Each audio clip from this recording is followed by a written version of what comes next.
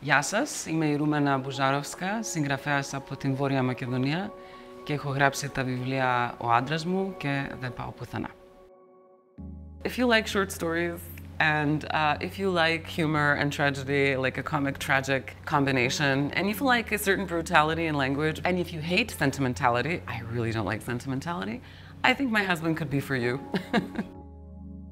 I did this through the voices of 11 women. I wrote it, I think, because I was interested in talking about the various experiences of women in this kind of patriarchal institution of marriage. I think a lot of my narratives are feminist. I'm a feminist. It's the ethos behind it that you can feel is feminist. It's not prescribed. It's literature, so it doesn't really, it's not like a pamphlet.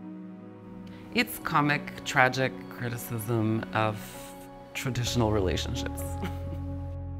Yeah, I enjoyed a lot of writers like Carver and Chekhov and Alice Munro and Jhumpa Lahiri.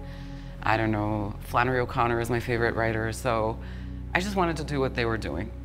And in I'm Not Going Anywhere, I talked about the migration and the frustration of being stuck in your own country and not really appreciating sometimes even what you have, especially young people, and I don't blame them, but they have this sense of paralysis that life is elsewhere, so life is better everywhere else except here.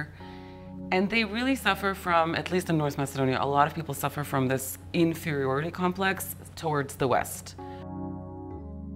In this particular book, the topic of return very frequently signalizes the idea of failure, because it happens very frequently that people who moved, I don't know, to Australia or who moved to the United States hoping for some kind of a fairy tale life will at one point return just ravaged from loneliness or nostalgia or the inability to adapt. And they feel that they've failed, and actually the whole society around also treats them like they've failed.